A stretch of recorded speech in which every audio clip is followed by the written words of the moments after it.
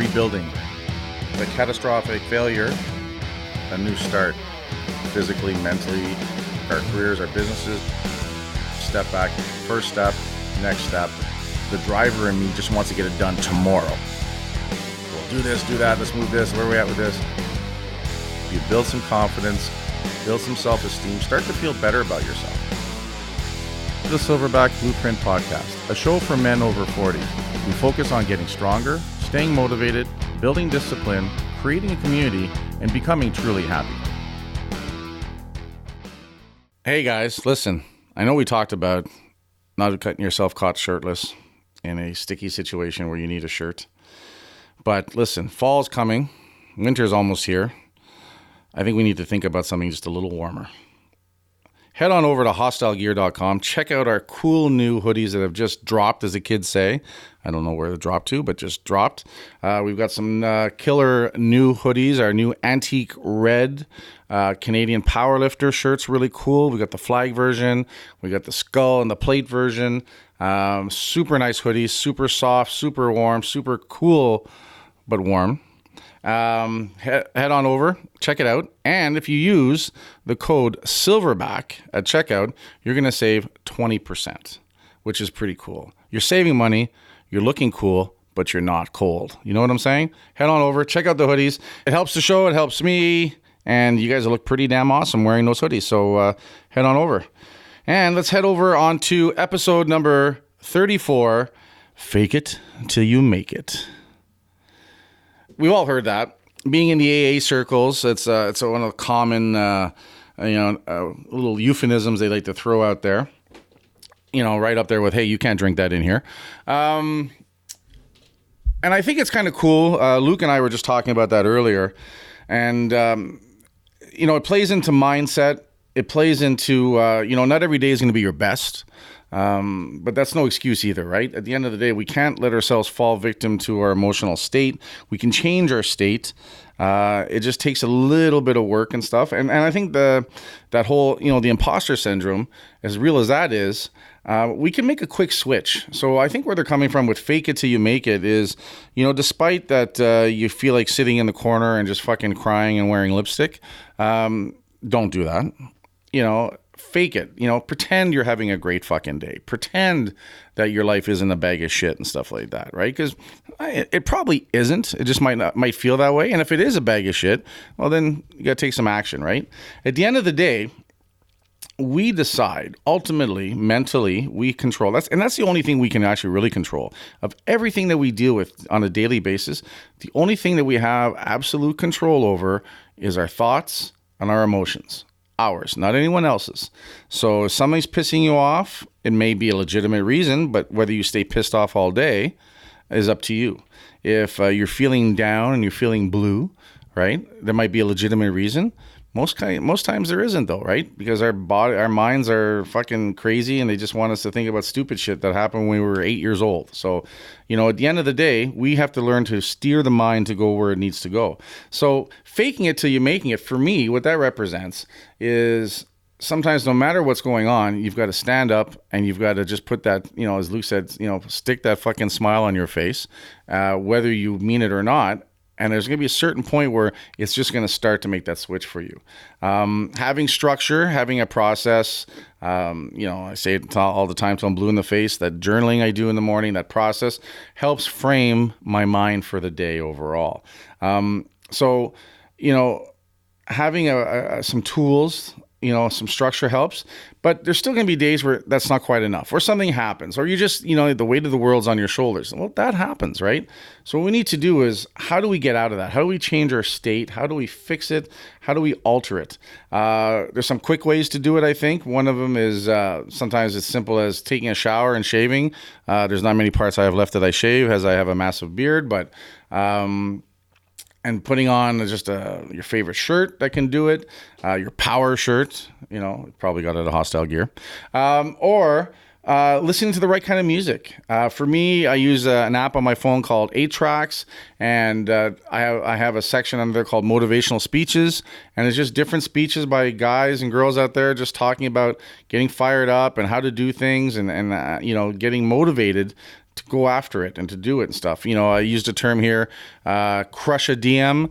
It's like, carpe diem, but even to a higher level. Don't just seize the day, crush the day, crush a diem. And, it's thinking of those things, and it's having that setup. Your office, should be set up so to the point that it inspires you and it motivates you. So sometimes it's changing our surrounding. If you're laying in bed feeling like shit, get the fuck out of bed, right? Stand up and, change your scenery, change your location. A movie, you might have a favorite movie. My favorite movie of all time, inspirational, is Rocky 2. Some people think it's lowbrow. That's all right. I don't give a fuck. That's what it is. Shows me the struggle of a guy who no one thought he could do something, and he just went and he persevered and he came out on the other end. And, it just, I get goosebumps just thinking about it. I love that fucking movie. It personifies a lot for me. I can relate a lot to it and stuff.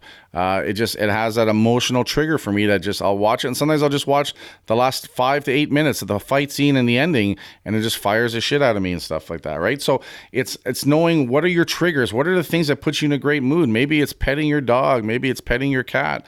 Maybe it's spending time with your kids. I don't know. We all have a different trigger, but at the end of the day, what you need to do is recognize when you're feeling less than optimal, see it as soon as possible, appreciate it, try to figure out why you're feeling that way. And there might be a reason. And then again, there might not be. It might be you just fucking stayed up too late and you woke up in the morning feeling terrible. Physiologically, you feel tired. So it starts to alter your mind as well. Switch it around, alter your mind. So it changes your physiology. And get out there. One of the things I talk about to the team at Hostile that's really important is when people come into the gym is for everyone to remember that when you're at Hostile and you're working, is you're the inspiration, you're the motivation, you're there providing the energy for the people, right? It's like a performance. At the end of the day, I think that's one of the things that we do quite well and we need to keep working on is that when we're teaching a class or working with a client or even just talking to someone at the front counter, right? How many times you've walked into a place, they don't even acknowledge you. They don't even recognize you, right? I fucking hate that. It's ridiculous. So for me, what's super important is that the moment you see someone, just say hello, right? With a smile. And that shit's contagious, right? And be there for them, especially if you're in a role that we're in. We're in the role as coaches to motivate, to inspire, and to teach our clients to get fitter physically and mentally overall. What I explained to my team is when they first start with us, and every once in a while we have these, reminder talks at meetings and stuff, is that when people are coming in to see us, they're coming in with their day on their shoulders, with their baggage, right? They don't want to hear that we're tired. They don't want to hear that we didn't sleep well. They don't want to hear that fucking I've got this woe or that woe. They've got enough of their own. What we need to do to really make a difference is to get them to understand that when they come in, right, it's about them. It's about getting energized. It's about getting fired up. It's about a mini accomplishment. Sometimes the only thing that went right in your day is you had that great workout where you pushed yourself and, you did a great workout. And sometimes that might be the only accomplishment you think you got that day. But you know what? It's enough to continue to build your self-esteem, your confidence, because a series of small victories leads to the big battle. Right. And to me, I think that's super important overall. So when they come in, I want to make sure that we give them that energy. I don't want a coach to ever feel he has to work 40 hours a week with clients, because you know what's going to happen? He's going to burn out. And I guarantee you the quality of his product or her product on the Monday is not going to be the same as it is on the Saturday. Right. So give it your all, motivate, right? Try to be there. Don't be the person that drags people down.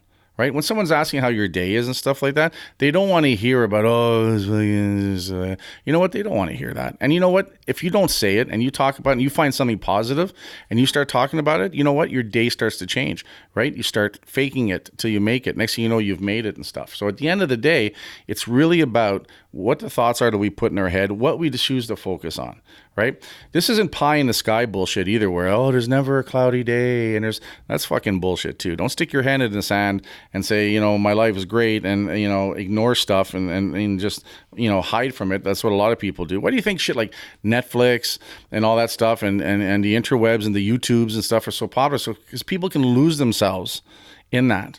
Right? They don't have to think about the shit that's going on in their head. They don't have to take responsibility for the things they can change, right? the Serenity Prayer, which is a powerful thing that we use in AA and stuff like that basically says, grant me the strength to change the things that I can and the courage to do so, but also give me the wisdom to understand there's things I can't change, right? And understand that I just have to, let those things go. So it's a thing of strength, courage, and wisdom, right? We know we can fix some things. We should fix them. There's some things we can't fix because it's someone else's issue and stuff, right? They're bringing it to us. A lot of times when we're dealing with someone who's really angry with us, rarely are they angry with us. There's something upsetting them. And it could be small. It could be something deep. One thing I will say that I fucking hate, and I don't like using the word hate very much, but it's the this positioning that I see on the social media where someone's like, I'm a prick and I'm proud of it, or I'm a bitch and I'm proud of it. You know what, guys, that's nothing to be proud of, right? That's just actually, I think, being weak. And rather than try to change the things that are causing you to be negative, right? You want to change the world, and fuck the world if they don't get you and that kind of stuff. And you have a right to be an asshole. Well, you do, but the thing is, your world's going to get smaller and smaller, and you really don't have the right to impose that on anybody else, right? That's pretty weak and that's pretty limiting overall. So, that's nothing to ever be proud of overall. There's a time where you have to stand up. There's a time where you have to plant your feet in the ground and fight back. Absolutely, right? But to go around, with the chip on your shoulder that I'm a bitch and that's cool, or I'm a fucking prick and that's cool and you better deal with it, that's pretty fucking weak. It really, really is, guys. And it's an excuse, right? No one has, you don't have the right to do that to anybody, and no one needs to take that kind of shit, right? That kind of thing. So I hope you're not one of those people. If you are, I take a look inside and see what's going on there overall. But at the end of the day, this is something that I picked up on one of my cool coaching sessions. It might have been a Kickstarter we had over at Rhapsody Strategies, where we were talking one day about, I think it was I've done a bunch of things. It might have been on leadership. It might have been on public speaking. But basically what it came down to, and I'm sure Trevor or Eric, if you hear this, and you'll correct me if I'm wrong, but at the end of the day, people aren't going to remember what you sold them. People aren't going to remember what you said to them. What they're going to remember is how you made them feel, right? And that's really what's important, right? If you want to be successful and you want to be, have a life that matters because you help people and you have an influence and on other people that's positive, it's about how you make them feel. I'm not talking about kissing people's ass, right? Someone did a really good job, they should be acknowledged. If they walk into your place of business, they should be acknowledged and appreciated. I bet you half the people that walk into my gym, I don't have what they're looking for. But you know what? They'll remember that we were kind, we were polite, we were helpful. And if they ever need something that we're doing, they'll remember us, right? That's some business smarts 101 right there. But it really comes down to is treat people the way you want to be treated. Right? I love it when I walk into a store or a business. It just happened to me a couple weeks ago in the same day, two different things. Actually, last week, I walked into one place and I was looking for something, and they had what I wanted, but the service was terrible. The attitude was terrible and stuff. And I ended up getting it because I've been looking for this thing and I couldn't find it anywhere else. It was a mount for my iPhone for my car and stuff, but it was like the shittiest service I'd ever seen, right? That kind of thing. But the vibe, right, from everything was off. Then I went to another place looking for something else I'm working on, and they didn't do it. But they went out of their way to try to help me. They asked me questions, what I was trying to do, what was I looking for. They came up with a couple of suggestions. They took my card. They said if they can think of something, And at the end of the day, I didn't end up spending any money with those people. But you know what? Now I know what they do. The moment I have a chance, the opportunity arises where I need that product or service, I'm going to see those guys. The other ones where, they had what I needed at that moment, but it was just a terrible experience and stuff. I'm not going back there. I'm sure shit going to find 5 other places first before, because to me that really matters, right? To me that's super important, right? More and more, I think at the end of the day, it's how we're treated, right? It's not that we got a no. It's not that we got a yes. It's just how we were treated in the process that people are going to remember and stuff.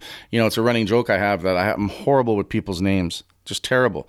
But if I have a conversation with someone about their training, about an issue they have, and I run into them 3 years from now, I'll remember that conversation. I'll remember what we talked about. And it floors people, that I remember that. And then once they realize I don't even remember their name and I tell them that, they still can't believe it. But it's just because that conversation had a different meaning. It had a meaning for me, and I remember that overall, right? So again, to me, that's where it all comes down, is the mindset, where you do things, how you do things, who you do things with. I think is super important. You know, we talked about it before in other scenarios, who you hang out with. You're the average of the 5 people you hang out with the most. Well, all those things affect your mindset overall, right? Those make the biggest shift. They're uncomfortable. Sometimes we'll do stuff because we have to. You know, a lot of times people go to work because they have to go to work, right? Now, for me, I have to get to the gym because someone's waiting on me or counting on me, or the class is expecting me to be there, right? I don't want to let those people down. That's a great reason sometimes to have to do something. The reason, if you're going into work and you're hating it every moment of the day, but you know, you have to because it's a job and you have no other way of income, or you don't think of it and you just want to be miserable for 20 years, that's not a great reason to be doing what you're doing as well, right? So it's finding that reason that you're doing this stuff. So again, at the end of the day, you know, when you're at not your optimal mindset position, right? Just get up, do what you got to do. You know, the value of the structure. Sometimes halfway through one of my routines, all of a sudden my headspace has changed, right? Because it's inevitable. If I go through these steps, I'm going to come out on the other side. My mindset's going to be a different place overall. That's the value in having positive structure, positive systems to do things overall, and being part of a circle of influence that holds you to a higher level, and being involved with other things and other people that are counting on you. I think that's a really cool value as well. And I think that's one of the things that, you know, has probably done the most for me, is that, you know, when I was teaching at 5:45 in the morning, there was no way I was getting up at 5 in the morning if I didn't have those people waiting out there, right? And in the 5 years or 6 years that I taught those mornings, I didn't miss mornings. You know, rarely was I even late, right? Because I knew people were counting on me. And that sometimes was all that I had to get me out of bed that day.